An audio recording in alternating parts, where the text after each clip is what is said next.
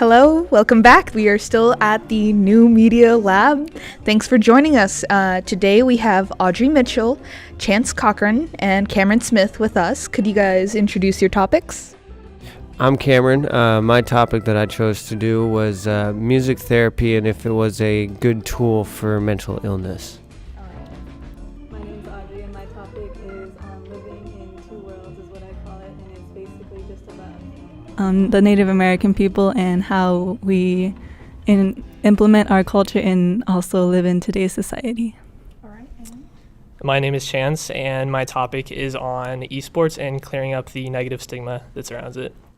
Right now, we're just going to kind of glaze over what we talked about in the last podcast. So let's start with the objective thesis, or what made you guys choose this topic? Oh, we're starting right here. All right. I kind of landed on this topic because music has been a pretty impactful thing in my life.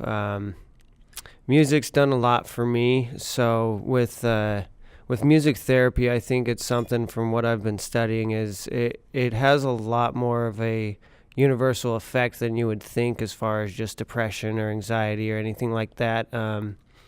But I landed on it because I think it's an alternative to just going to a therapist and everybody being prescribed medication for things that they may not necessarily need it for. It's just what doctors are taught in school is to prescribe medicine and not find alternatives to giving you anything outside of that. So for me, I landed on music therapy because I think it's a beneficial alternative to just taking medication. All right. And Audrey? For my topic, it's kind of one that I grew up with since I am Native American. Basically, it's just kind of how I see how I grew up and how the way I live my life, because I grew up in Mesa, so I haven't really grown up on any reservations. I haven't really had any ties to any land like other Native youth around me have really experienced. When I grew up, I didn't really start knowing my culture until I went into high school.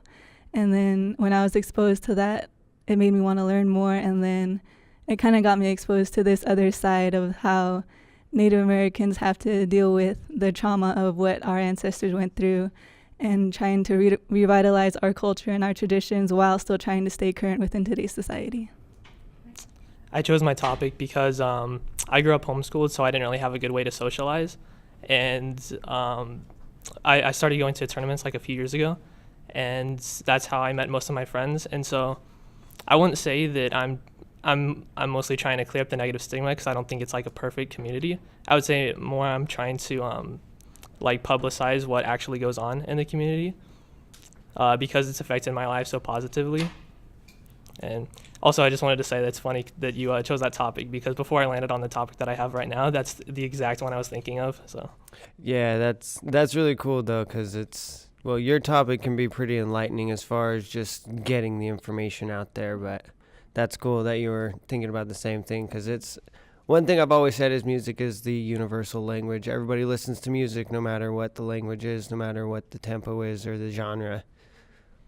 Yeah, and that's one of the things that I'm thinking about going into as a career right now because I'm not entirely sure. That's awesome. So shifting topics, how do you guys think a rubric has affected your, research paper, positively and negatively, anything like that? I would say it's made the paper a lot easier. I don't want to call it like a copy and paste because it's a little more sophisticated than that, but it's definitely made it a lot easier.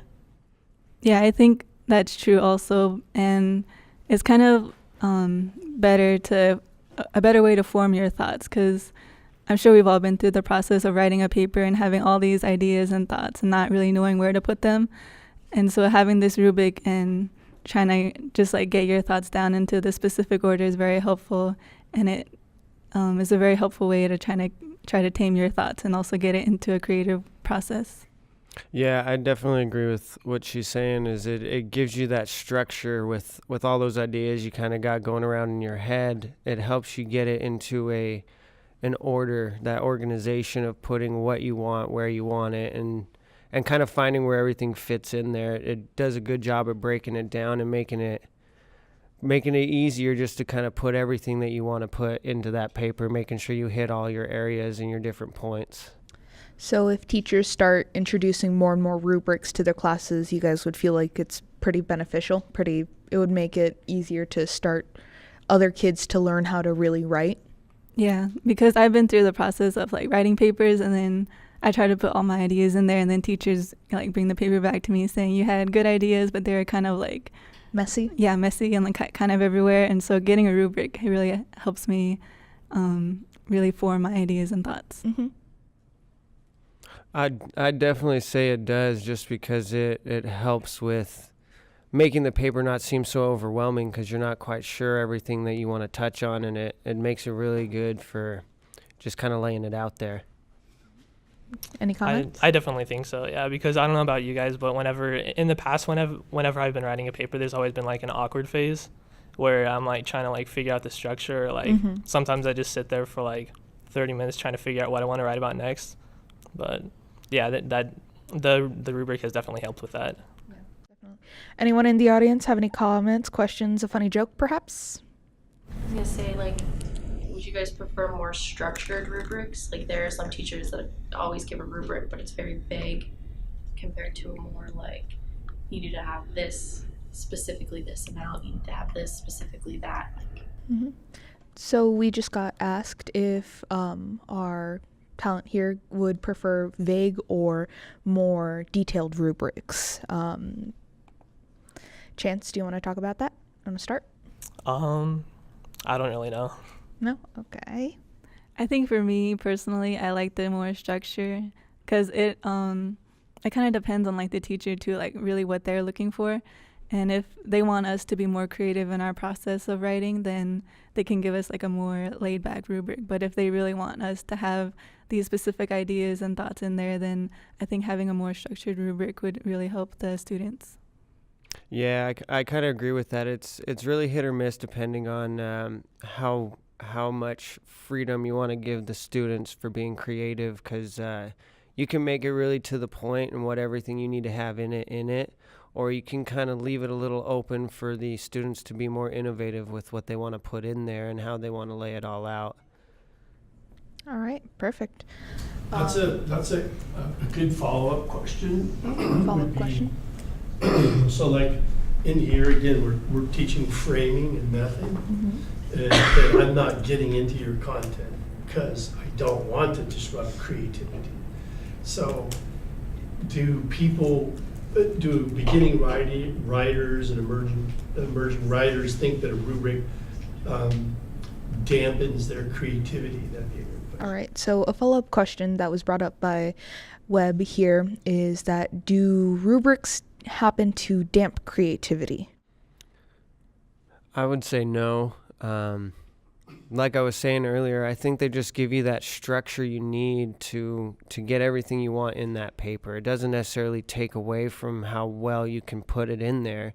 It just gives you that nice layout of knowing what you want to put in that paper.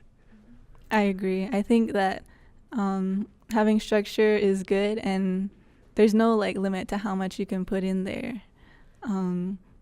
Your ideas can like be put in a structured order, and if you want to have like more on top of that, then you can also like put more of your ideas and have more creative thoughts based on the rubric. I don't think it takes away from the creative process at all, because it's not like it tells you what your opinion needs to be, and it doesn't tell you what your topic needs to be. So For me, it's like you were saying, it's hit or miss. I'm a speaker, and for me, for papers, yeah, it can be useful, but if you are going to try to tell me how I'm going to put something down, there's going to be an issue. I'm very headstrong on some of these things. So you guys were talking about how your topic kind of stems from a personal idea. I have 3 different little questions for you guys. For Cameron, obviously music education must have a huge hand in music therapy, because you need to learn about it before you can really, or is it just based off of personal taste?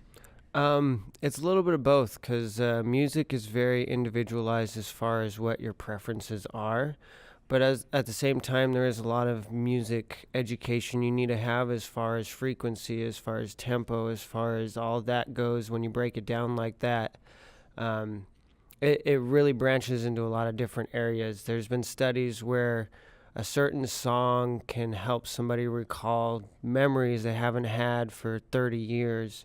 There's a certain song or a certain sound that somebody can hear that alone will give them a little light and make them feel less depressed and feel that weight lifted off of their shoulders. When you really break it down, there is a music education to it, but at the same time, you have to know the people as well to kind of find what's going to help them and what's going to work for them to really get out of it what you want to get out of that music therapy. All right, so a very individualized kind of therapy. All right. And so, Audrey, you were talking about how you didn't really understand or you didn't get the full weight of what your culture is until you got into high school. Now, there's a phenomena called culture shock, where if, you come to this brand new area, brand new culture, you kind of, like it's in the name, you get shaken up about what's going on. But you kind of had a foot in the door already. Did you experience any sort of culture shock when you started? I think it was for a lot of Native American youth that I've met, most of it is like a story about them growing up on the reservations and then moving to a city, and then they're like overwhelmed by how many people, like so many buildings and whatever there is in the city. For me, it was kind of, I wouldn't really necessarily say the opposite, but kind of in like the other way, where I did grow up in the city and I was surrounded by, people that didn't really look like me, and I kind of conformed to this westernized society of their culture and what they believe in.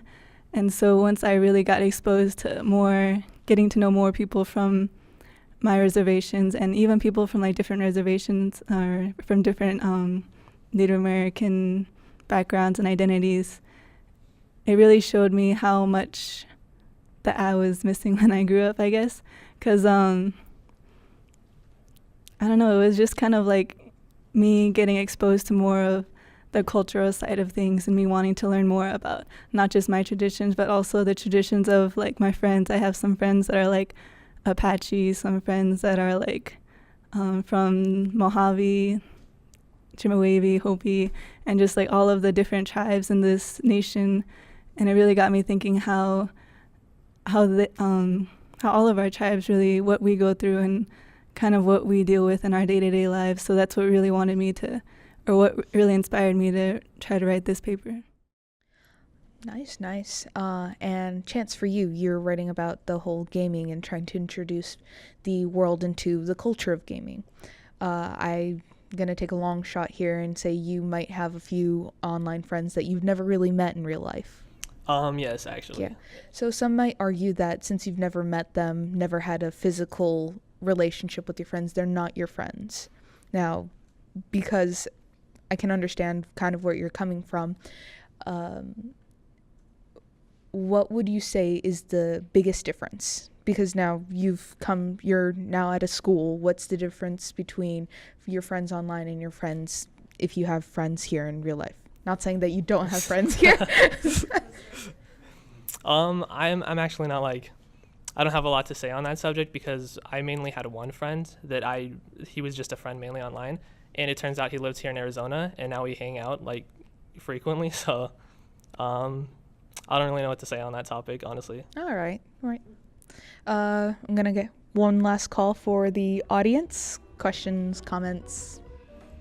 No? All right. Well, it looks like we're going to wrap it up. Thank you, Audrey, Chance, and Cameron for being here and answering all of the questions. Thank you guys and have a great day.